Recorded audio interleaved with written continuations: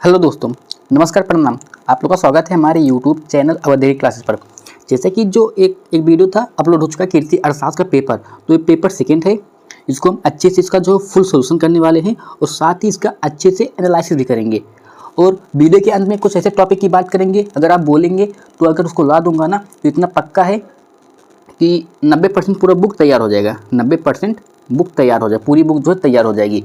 तो चलिए पहले हम इसको सोल्यूशन करते हैं और आप लोग वीडियो के अंत तक बने रहिए। तो जैसे कि आप लोग पता कि पेपर 3 घंटे का होता है, 15 मिनट पढ़ने के लिए दिया जाता है। तो 3 घंटे 15 मिनट का होता है और पूर्णांक जो है 50 का होता है और कीर्ति अर्थशास्त्र पेपर है। तो हमारा पहला प्रश्न है, काफ़ी इंपॉर्टेंट प्रश्न, बार बार मतलब पूछा जाता है। अर्थशास्त्र धन का विज्ञान है, यह कथन किसका है? अर्थशास्त्र धन का विज्ञान है कथन किसका है? मार्शल का, एडम स्मिथ का, या फिर जेके मेहता, या फिर रॉबिन्सन का? रॉबिन्सन, किसका? रॉबिन्सन। तो किसका था? तो यह कथन जो है एडम स्मिथ का है था। इनकी पुस्तक का क्या नाम है? इनकी पुस्तक का नाम आप कमेंट करना, इनकी जो बुक है इसको आप कमेंट करना। और कब अर्थशास्त्र के जनक इनको कहा जाता है? 1776 में इनकी एक पुस्तक जो है प्रकाशित हुई थी। तो चलिए अगला देखते हैं, प्रश्न नंबर सेकंड। तो जहाँ 6 अर्थशास्त्री होते हैं वहाँ 7 मत होते हैं। ऐसा पूछा जाता है, जब कभी 6 अर्थशास्त्री इकट्ठा होते हैं तो इनके 7 मत होते हैं। यह कथन किसका था? तो यह कथन जो है किसका था? जेम्स किंग था। मतलब यहाँ पर जेम्स था, सिर्फ यहाँ पर किंग्स दिया है। तो बारबरा भूटन, या फिर जेबीसे या फिर जेएस गिल। तो किसका था? इसको आप एक मिनट, हाँ। तो जो ये कथन है तो यह बारबरा भूटन का था। और एक क्वेश्चन ये है, किस अर्थशास्त्री ने कहा था अर्थशास्त्र ने परिभाषाओं से अपना गला घोंट लिया है? किस अर्थशास्त्री ने कहा था कि अर्थशास्त्र ने परिभाषाओं से अपना गला घोंट लिया है? तो इसको आप बताना कि इसी में जो है ऑप्शन है, ऑप्शन कौन सा है आप इसको बताना। दूसरे का सेकंड। एक क्वेश्चन मैं चेंज कर रहा हूँ, एक क्वेश्चन जो है मैं चेंज कर रहा हूँ। आपको यह बताना है किस अर्थशास्त्री ने परिभाषाओं से अपना गला घोंट लिया है। ये क्वेश्चन नहीं है, इसको मत देखना। ये बताना कि अर्थशास्त्र ने परिभाषाओं से अपना गला घोंट लिया है। 2 प्रश्न, एडम स्मिथ का पुस्तक का नाम क्या है? उसके बाद अर्थशास्त्र ने परिभाषाओं से अपना गला घोंट लिया है, यह कथन किसका है? ऑप्शन ही रहेगा, जेम्स किंग या फिर किंग्स ऑप्शन ए बोल सकते हैं, या बारबरा भूटन ऑप्शन बी, या फिर जेबीसे ऑप्शन सी, या फिर जेएस गिल। आप इसे ABC बोल सकते हैं। तो चलिए ये आपके लिए था। और जो ये प्रश्न है, और जहाँ जब कभी 6 अर्थशास्त्री होते हैं, जहाँ कभी 6 अर्थशास्त्री होते हैं तो उनके 7 मत होते हैं। यह कथन जो है बारबरा भूटन का था, बारबरा भूटन का, वैज्ञानिक बारबरा भूटन। तो अर्थशास्त्र की विषय सामग्री है क्या? अर्थशास्त्र की विषय सामग्री है क्या है? उपभोग, उत्पादन, विनिमय, या फिर ऑप्शन 4 उपभोग, उत्पादन, विनिमय और वितरण। तो क्या है? अर्थशास्त्र का ये सभी सामग्री है, उपभोग भी है, उत्पादन भी है, विनिमय भी है और वितरण भी है। तो ऑप्शन 4 हो जाएगा इसका राइट ऑप्शन।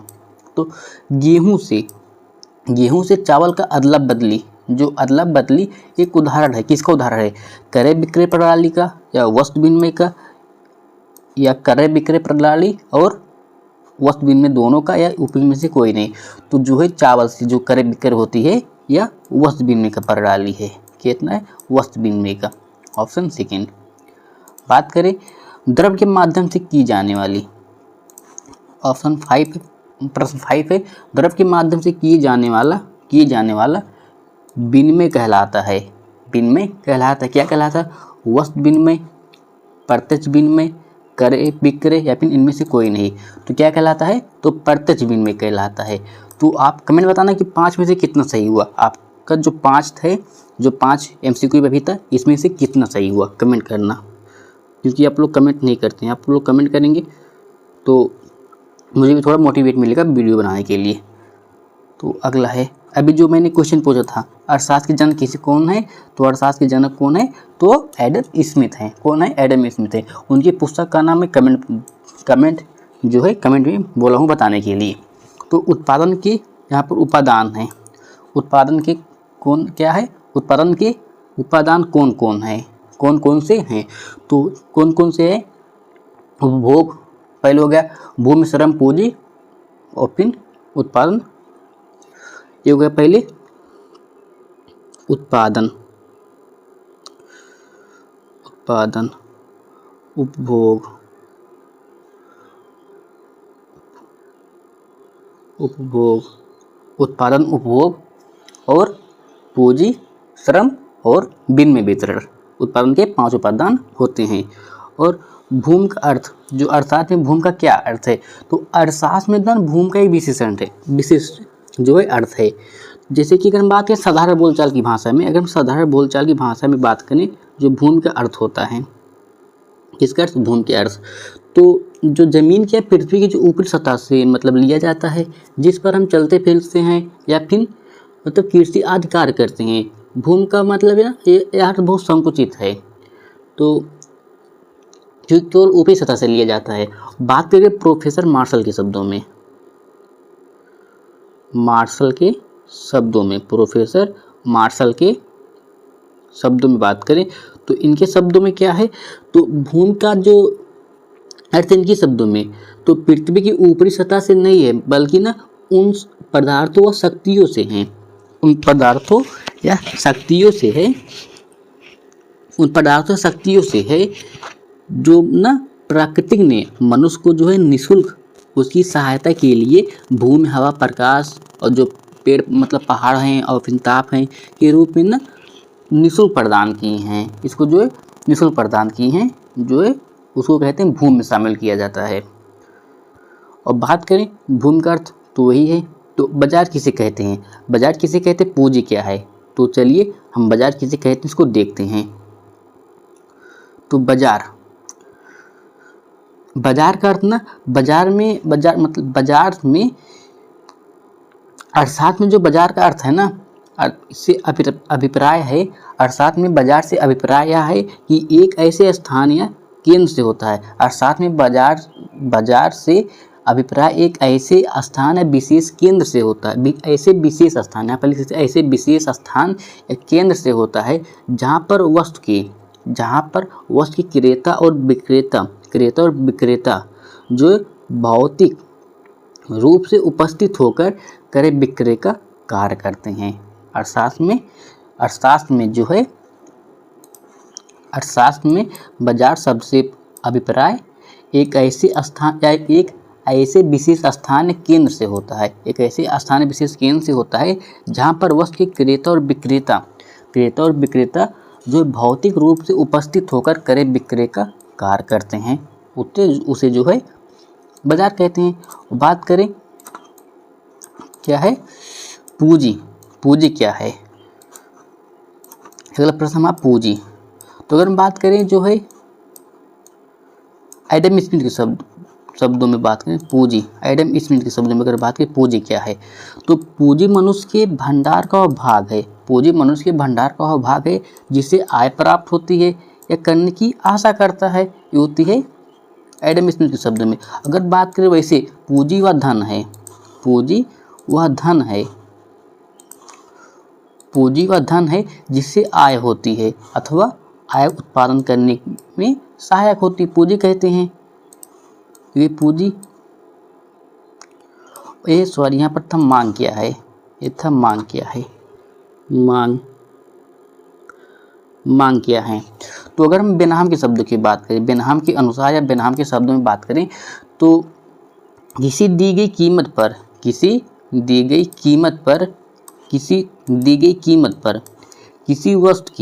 किसी वस्तु की मांग उस वस्तु की वह मात्रा होती है, उस वस्तु की वह मात्रा होती है जो उस कीमत की एक निश्चित समय में खरीदी जाएगी, जो उस कीमत की एक निश्चित समय में खरीदी जाएगी, ये होती है जो है मांग होता है। और बात करें हमारा अगला क्या है, तो जो पंचवर्षीय योजना से क्या था, मतलब आप क्या समझते इसको, जो है अपने जो हमारा एक 10 सीरीज था, जो है डेट 10 दिन का एक सीरीज था जो पूरा बुक ख़त्म करने का था, तो वो जो है किसी कारण से भी स्थगित है, जो अगर आप लोग बोलेंगे तो उसे जो है फिर से शुरू कर दिया जाएगा। तो अगर आप बोलेंगे तो जो है जल्द ही एक जो है मैराथन करा दिया जाएगा, कम से कम 2 घंटे का, 2 हावर्स का मैराथन किया जाएगा, करा दिया जाएगा, जिसमें जो है लगभग पूरी बुक ख़त्म हो जाएगी, आपका 90% जो है तैयार हो जाएगा उस बुक। तो अगर बोलेंगे तो जनसंख्या के महत्व पर प्रकाश डाली, इसको भी हो गया था, इसको भी करा दी उसमें। और धातु मुद्रा तथा पत्र मुद्रा में भेद बताइए, तो इसको हम देखते हैं। उसके बाद धातु मुद्रा और पत्र मुद्रा में देखिए अंतर। पहले जो धातु मुद्रा, यह धातु मुद्रा, ये पत्र मुद्रा। जो धातु मुद्रा हो गई, एक पत्र मुद्रा हो गई। तो यह किसी धातु की बनी होती है, या कागज़ पर छापी जाती है, इसकी मतलब छापी जाती है। इसकी धातुएं होती हैं,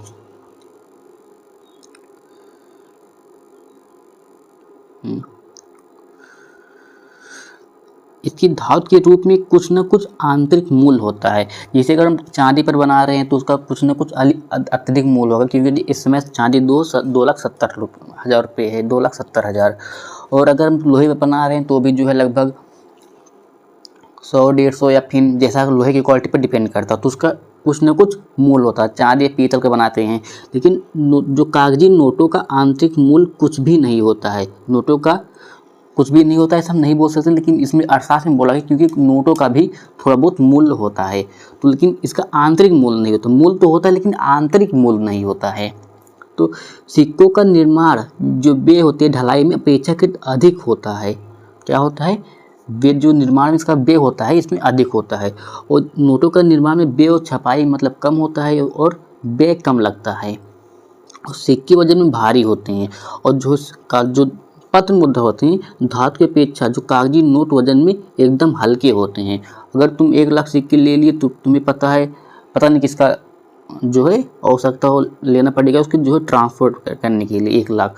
वहीं अगर तुम 1 लाख ले लिए ना तो 2,000 की सिप जो है लगभग अगर तुम 2 लाख ले रहे हो तुम्हें 100 नोट की आवश्यकता होगी, 100 नोट 2,000 की। अगर 500 का है तो जो है लगभग तुम्हें कितने नोटों की आवश्यकता होगी? 200 नोटों की 1 लाख में। तो ऐसी होती है ट्रांसपोर्ट में काफ़ी सहायता होती, काफ़ी आसान होता है। अधिक भारी होने के कारण एक स्थान से दूसरे स्थान पर ले जाने में कठिनाई होती है। क्या होती है? कठिनाई होती है। यह हल्की होती है तो इसे सुगमता से एक स्थान से दूसरे स्थान पर लाया तथा ले जाया जा सकता है। और फिर बात करें जो धातु मुद्रा ना अधिक स्थान घेरती है, धातु मुद्रा जो है अधिक स्थान घेरती है। अगर आप वही अगर 1 लाख सिक्के जब भी बताएं कि 1 लाख अगर सिक्के आपके पास है ना तो जो है पता नहीं कितना स्थान घेरेगी। और जो वही जो है अगर 1 लाख नोट है ना, अगर 200 के नोट अगर होंगे ना, 2,000 के नोट, 2,000 के नोट ना, तो जो है आप जेब में लेकर जा सकते हैं, हाथ में लेकर जा सकते हैं। 50 सिर्फ कितना नोट? सिर्फ 50 नोट। कितना नोट? सिर्फ 50 नोट। 2,000 के 1 लाख। अगर 500 के ही नोट हो ना तो आप जो है 200 नोट को जो है बड़े आराम से लेकर जा सकते हैं, कहीं भी लेकर जा सकते हैं, ट्रेवल कर सकते हैं। और अधिक स्थान घेरने के कारण ना इसका मतलब कम मात्रा में संचय किया जाता है। और कम स्थान घेरने के कारण जो है अधिक मात्रा में जो है इसका नोटे कार्ड में अधिक मूल्य का संचय किया जाता है। और जो अगर आप लोग देखेंगे ना कि 2,000 का जो नोट है वो बंद हो चुका है। क्यों बंद हो चुका? क्योंकि जो इसका ना ब्लैक मनी 2 नंबर में इसका ज़्यादा प्रयोग किया जा रहा था। क्यों किया जा रहा था? क्योंकि अगर किसी को 20 लाख लेकर जाना है तो 10 गड्डी ले लेंगे, 10 गड्डी ले लेंगे और 20 लाख हो जाएगा। तो बड़े आसानी से जो 10 गड्डी बड़े आराम से कहीं पर भी रख सकते थे। और इस वजह से 200 का 2,000 का नोट बहुत कम मिलता है, 500 का नोट जो है अधिक चलता है। तो और बात करें जो अधिक स्थान घेरने के कारण इसका कम किया जाता हो गया, तो यह छोटे भुगतानों में उपयोगी होता है और फिर यह बड़े भुगतानों में उपयोगी जो होता है। और इसमें जनता का जो है ना अपेक्षाकृत अधिक विश्वास होता है। इसमें जनता का अपेक्षाकृत कम विश्वास होता है। तो ये हो गया। उसके बाद बात करें अगला प्रश्न क्या है हमारा? अर्थशास्त्र। अर्थशास्त्र की परिभाषा देते हुए मार्शल की परिभाषा की व्याख्या कीजिए, विशेषता बताइए। और अर्थशास्त्र कला है अथवा विज्ञान है, स्पष्ट कीजिए। काफ़ी बार क्वेश्चन रिपीटेड है, हम दोनों को हल करने वाले हैं। और इसको अर्थशास्त्र की परिभाषा दे तो इसको खत्म करते हैं। हम इसको करेंगे मुद्रा किसे कहते हैं और अर्थव्यवस्था में मुद्रा के महत्व को बताइए, और बैंक की परिभाषा। तो इन सबको हम चलिए देखते हैं। तो मार्शल की पुस्तक का नाम पूछा जाता है। एडम स्मिथ की पुस्तक के बारे में आपको पूछा है, उनकी बुक का क्या नाम है आपको कमेंट में बताना है। और साथ ही जो मार्शल की पुस्तक है तो 1890 ईस्वी में प्रकाशित अपनी प्रिंसिपल ऑफ इकोनॉमिक्स नामक एक पुस्तक में अर्थशास्त्र को इन सब शब्दों में जो है परिभाषित किया। तो बोले चाहे राजनीतिक अर्थशास्त्र, चाहे राजनीतिक अर्थव्यवस्था या अर्थशास्त्र, मानव जीवन के साधारण व्यवसाय का ना अध्ययन है। क्या है? मानव जीवन के साधारण व्यवसाय का अध्ययन है। यह व्यक्तिगत तथा सामाजिक क्रियाओं के उस भाग की जांच करता है।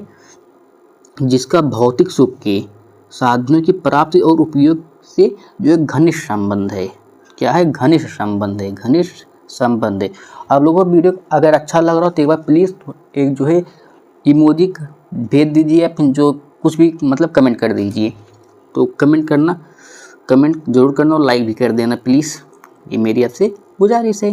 तो चलिए मार्शल की जो परिभाषा है इसकी हम आलोचना करते हैं। तो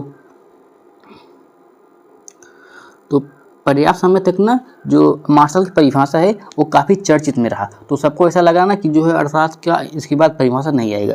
तो ऐसा देखते हैं। तो पर्याप्त समय तक जो है मार्शल की परिभाषा का ना बोलबाला रहा, तथा यह समझा जाने लगा कि जो मार्शल ने है ना अर्थशास्त्र की परिभाषा संबंधित विवाद, जो वाद विवाद का अंत कर दिया है। जो विवाद था, क्योंकि इसमें बहुत सी अर्थशास्त्री ने, किस वैज्ञानिक ने कहा है कि अर्थशास्त्र ने परिभाषाओं से अपना गला घोंट लिया है। क्वेश्चन नंबर 2 को मैंने करेक्शन करके करवाया है, आप इसको जो बताना इसी पेपर में। क्वेश्चन नंबर 2 मैंने बताया ना, कमेंट आप लोग इसको समझ लीजिए। ऐसा पूछा जाता है कि मार्शल की परिभाषा की जो आलोचना किसने की थी, कट आलोचना किसने की थी? तो किसने किया? तो रॉबिन्सन ने किया था 1932 में। इनकी पुस्तक कब आई थी? 1890 में। और एडम स्मिथ की 1776 में। तो इनकी जो परिभाषा का सन किंतु अंत कर दिया, लेकिन किंतु 1932 ईस्वी में, कब? 1932 ईस्वी में रॉबिन्सन ने अर्थशास्त्र की एक नए दृष्टिकोण से परिभाषा देते हुए मार्शल की परिभाषा की कट आलोचना की। ऐसा पूछा जाता है मार्शल की परिभाषा की आलोचना किसने की थी? तो रॉबिन्सन ने की थी। कि मार्शल की परिभाषा में मुख्यतः 3 दोष थे, 3 दोष निकाले गए थे। तो इन जो दोष हैं वो हमने अपने सेकंड वीडियो में कवर किया है, उसको आप लोग देख लेना। और 10 वीडियो तैयार कर लेंगे ना तो पूरा बुक तैयार हो जाएगा। तो आप लोग बताना कि मैराथन लेकर आएँ कि ना लेकर आएँ। 24 तारीख को पेपर है, 24 फरवरी को पेपर है। अगर आप बोलेंगे जो है 17 को, या फिर जो है 22 से ठीक रहेगा। 22 से सुबह जो है 24 तारीख तक ले बोलेंगे तो मैराथन हो जाएगा। नहीं तो वीडियो अपलोड कर देंगे, अच्छी वीडियो, कम से कम 3 4 वीडियो अपलोड करेंगे। 4 वीडियो अपलोड कर चुका हूँ, 3 वीडियो अपलोड हो चुका है, जो है 3 वीडियो अपलोड हो चुका है। तो 3 वीडियो और अपलोड कर देंगे, पूरी बुक खत्म हो जाएगा। चाहे बोलेंगे तो मैराथन हो जाएगा। तो अर्थशास्त्र की जो है इसकी जो है क्या है, अर्थशास्त्र कला है अथवा विज्ञान है, इसका स्पष्ट करना है। तो इसको हम देखते हैं अथवा वाला।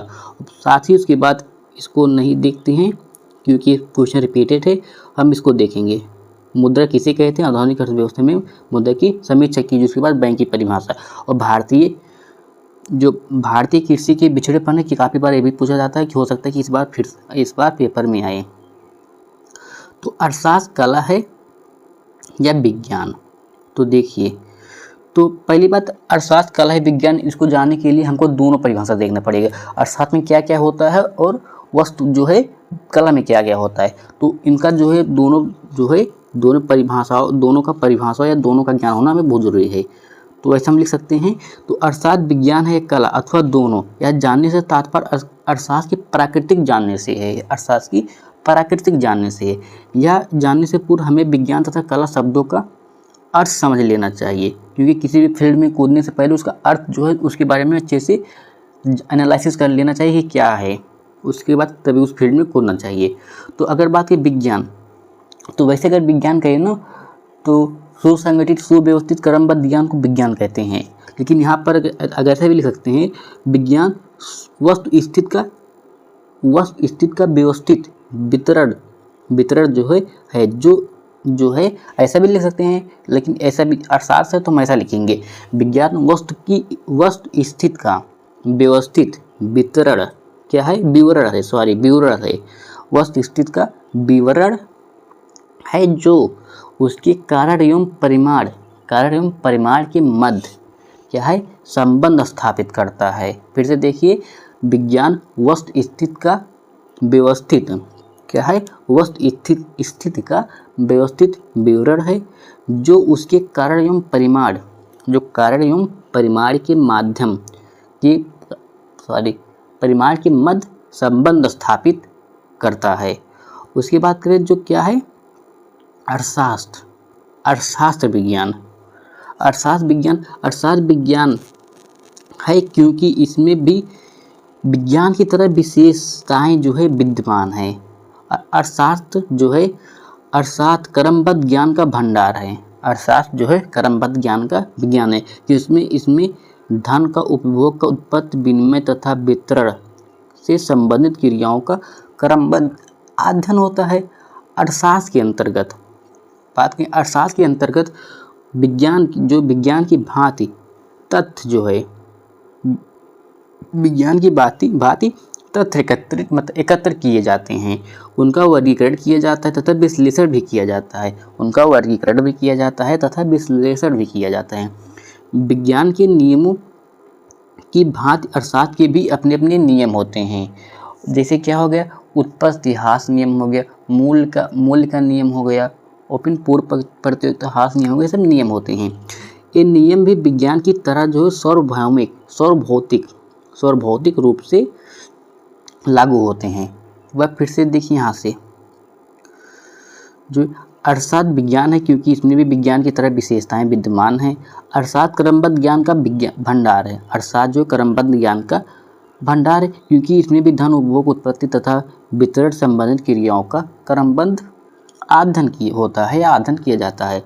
अर्थशास्त्र के अंतर्गत जो है विज्ञान की भांति तथ्य एकत्र किए जाते हैं, उनका वर्गीकरण किया जाता है तथा विश्लेषण भी किया जाता है। विज्ञान के नियमों की भांति अर्थशास्त्र के भी अपने नियम होते हैं, भी नियम बताए मैंने। ये नियम विज्ञान की तरह सार्वभौतिक रूप से लागू होते हैं। बात करें तो अर्थशास्त्र की जो विज्ञान की दो शाखाएं होती हैं, एक वास्तविक विज्ञान, एक आदर्श विज्ञान। तो वास्तविक विज्ञान, इसमें वस्तु की ना केवल वस्तु स्थित का ही अध्ययन किया जाता है। वास्तविक विज्ञान में केवल वस्तु स्थित का ही अध्ययन किया जाता है, अर्थात स्थित क्या है, जो है वास्तविक विज्ञान। और जो आदर्श विज्ञान यह बताता है कि स्थित क्या होनी चाहिए स्थित। अगर कला के रूप में बात करें, अभी हम तो अर्थशास्त्र जो है विज्ञान के रूप में बात करते हैं। अब कला के बाद में बात करें, तो कला शब्द का ना आशय किसी उद्देश्य को प्राप्त करने की रीत है। जो कला शब्द का आशय होता है किसी ना उद्देश्य को प्राप्त करने की रीत है। कला हमें बताती है कि जो आमुख है, उद्देश्य को प्राप्त करने की सर्वोत्तम रीत क्या है। जो है कला शब्द का आशय किसी उद्देश्य को प्राप्त करने की रीत है। कला हमें बताती है कि जो आमुख है, उद्देश्य को प्राप्त करने की सर्वोत्तम रीत क्या है। और साथ ही वास्तविक विज्ञान में ना हमें वस्तु स्थिति का ज्ञान कराता है, और आदर्श विज्ञान हमारे सामने आदर्श उपस्थित करता है। कला हमें इस आदर्श को प्राप्त करने की जो है विधि बताती है कि किस विधि से, किस मेथड से इसको हम प्राप्त करेंगे। इस प्रकार हम देखते हैं कि जो कला है क्या है, जो कला है वास्तविक एवं आदर्श विज्ञान के मध्य एक पुल, यानी कि मध्य एक पुल, जो पुल है या पुल का निर्माण करती है। नहीं तो हम ऐसे बोल सकते हैं जो कि कला, वास्तविक एवं आदर्श विज्ञान के ना मध्य की एक संयोजी कड़ी है, एक संयोजी कड़ी है। बात करें मुद्रा, हमारा जो अगला प्रश्न था काफ़ी इम्पोर्टेंट ये भी है, मुद्रा किसे कहते हैं, क्योंकि इसको क्वेश्चन रिपीटेड है तो इसको देखें। मुद्रा किसे कहते हैं और साथ में मुद्रा की क्या महत्व है समीक्षा कीजिए। तो उसके बाद बैंक की परिभाषा, तो यह है मुद्रा। तो मुद्रा की बात करेंगे हम जे.एल. हैंसन के शब्दों में, किसके आंसर, जे.एल. हैंसन के शब्दों में। अगर इनके शब्दों की हम बात करें तो सौंदर्य शक्तिमान है, किंतु जो मुद्रा होती है वह सर्वशक्तिमान है। क्या, सर्वशक्तिमान है। सौंदर्य शक्तिमान है किंतु मुद्रा सर्वशक्तिमान है। प्रेम के द्वारा बहुत से जो है कार्य संपन्न होते हैं या फिर संपन्न किए जा सकते हैं, किंतु मुद्रा के द्वारा जो मुद्रा द्वारा सभी कार्यों को संपन्न किया जा सकता है। काफ़ी अच्छी डिफिनीशन है। और अगर विलियम नेप के शब्दों में बात करें, विलियम नेप के शब्दों में, तो कोई भी वस्तु जो राज्य द्वारा मुद्रा घोषित कर दी जाती है मुद्रा हो जाती है। दोनों काफ़ी सिंपल सा है। और आधुनिक अगर बात करें ना, आधुनिक अर्थव्यवस्था में मुद्रा के महत्व की जो समीक्षा, तो हम प्रस्तावना में से भी लिख सकते हैं, प्रस्तावना, ताकि जो है एग्जामिनर को काफ़ी देखने में या चेक करने में काफ़ी जो है अच्छा लगे। तो मुद्रा जो है आधुनिक अर्थव्यवस्था की रीढ़ है। हमेशा बोल सकते हैं मुद्रा जो है आधुनिक अर्थव्यवस्था की रीढ़ है। यह विनिमय का माध्यम, मूल्य का मापक, संचय का साधन तथा स्थगित भुगतान का मानक होती है। बिना मुद्रा के आधुनिक व्यापार और उद्योग की कल्पना भी संभव नहीं है। बात करें इसकी मुद्रा के महत्व, तो विनिमय का माध्यम, तो कोई भी हम वस्तु लेते हैं ना तो उसके लिए कुछ ना कुछ देना पड़ता है, क्योंकि पहले था वस्तु विनिमय, ये सब विनिमय चलता था। अब मुद्रा के द्वारा हम जो अपनी आवश्यकताओं को पूरा करते हैं। मुद्रा ने वस्तु विनिमय प्रणाली की कठिनाइयों को ना समाप्त कर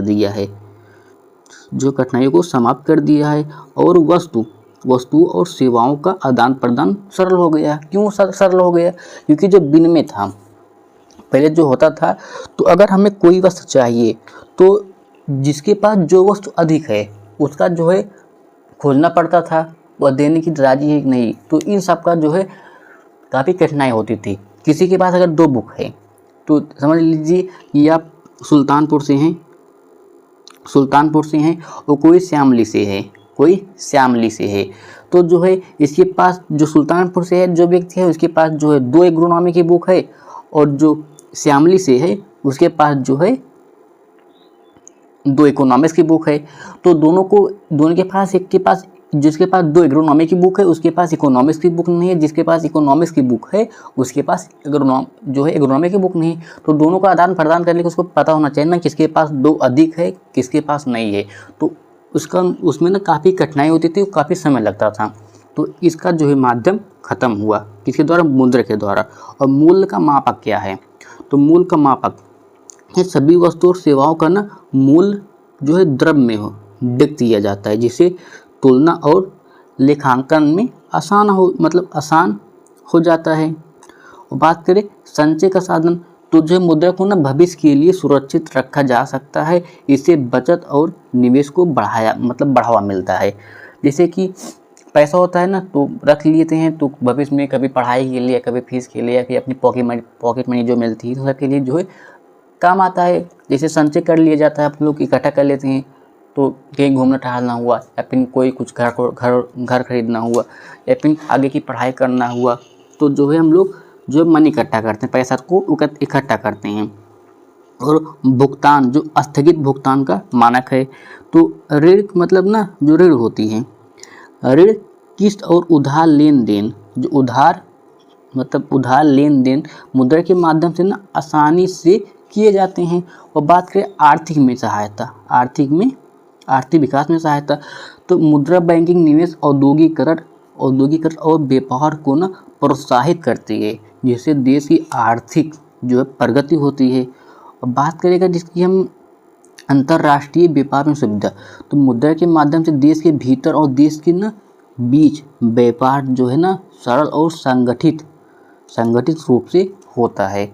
और अगर अगर हम ऐसा इतना लिख कर छोड़ सकते हैं, लेकिन अगर हम निष्कर्ष लिखना चाहें तो ऐसा लिख सकते हैं, इस प्रकार आधुनिक अर्थव्यवस्था में, ऐसा लिख सकते हैं, इस प्रकार आधुनिक अर्थव्यवस्था में मुद्रा का अत्यंत महत्वपूर्ण स्थान है। या आर्थिक गतिविधियों की जो आधारशिला, जो है आर्थिक गतिविधियों की आधारशिला है, परंतु इसके उचित नियंत्रण और संतुलित उपयोग से ही अर्थव्यवस्था जो है स्थिर और समृद्ध रह सकती है। जहाँ इसके इतने सारे जो है ना मुद्रा के लाभ हैं, वहीं इसकी जो है अनेकों बुराइयां भी हैं, जो इसकी अनेकों बुराइयां भी हैं। फिर हम बात करें, अगला प्रश्न क्या है, बैंक की परिभाषा दीजिए। तो बैंक की परिभाषा चलिए हम देखते हैं। तो बैंक, तो अगर हम साधारण बोलचाल की भाषा में बोले, बैंक की परिभाषा साधारण बोलचाल की भाषा में, तो साधारण बोलचाल की भाषा में बैंक एक ऐसी संस्था मानी जाती है, साधारण बोलचाल की भाषा में बैंक एक ऐसी संस्था मानी जाती है जो व्यक्तियों से जमा के रूप में प्राप्त करती है, जो मुद्रा को जमा के रूप में, जो व्यक्तियों से मुद्रा जमा के रूप में प्राप्त करती है तथा जरूरतमंद व्यक्तियों एवं संस्थाओं को ऋण प्रदान करती हैं। आधुनिक अर्थव्यवस्था में बैंक का महत्व, तो बचत में प्रोत्साहन, तो सेविंग करने, किसी के पास ज़्यादा पैसा रहता है ना तो सेविंग करते हैं, नहीं तो चोरी हो जाती है या फिर जो है उठ जाता है। तो बैंक में रहता है ना तो जो है निकालने के लिए सब लोग आलस करते हैं कि बाद में जाएंगे। तो लोगों को जो बैंक है लोगों को आसानी से आय का कुछ भाग जमा करने के लिए प्रेरित करता है। इससे पूंजी का निर्माण होता है, जिसे कैपिटल बोलते हैं, क्या कैपिटल फॉर्मेशन बोलते हैं, फॉर्मेशन। तो ऋण सुविधा, तो उद्योग जो है ना, बैंक जो है उद्योग, व्यापार, कृषि और व्यक्तियों को जो है ऋण देता है, जिससे उत्पादन और रोजगार जो है बढ़ता है। और व्यापार में सुविधा की बात करें तो ये टेक हो गया, ड्राफ्ट हो गया, ऑनलाइन ट्रांजैक्शन आदि सेवाओं से ना लेन देन सरल और सुरक्षित होता है, क्योंकि यहाँ से पहुँचाने ले जाने में कोई दिक्कत नहीं होती है, ऑनलाइन कर देते हैं जितना भी भुगतान होता है बैंक के माध्यम से। और पूंजी में सहायक होती हैं, पूंजी निर्माण में सहायक होती है। जनता की छोटी छोटी जो बचत को एकत्र करके ना बैंक जो है बड़े निवेश में परिवर्तित करता है। और आर्थिक विकास में जो योगदान, तो जो आर्थिक विकास में योगदान की बात करें तो बैंक जो है उद्योगों को वित्तीय सहायता देकर देश के औद्योगिकरण और विकास में योगदान देता है।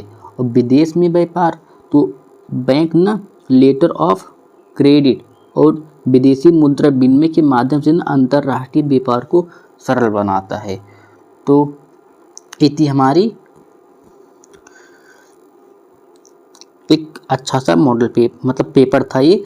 और बात करें ना, जो ये हो गया इसका महत्व भी हो गया, जो भारतीय कृषि के बिछड़ेपन का जो क्या कारण है, भारतीय कृषि के बिछड़ेपन के कारण क्या है, इसकी उत्पादकता बढ़ाने की हासिल की।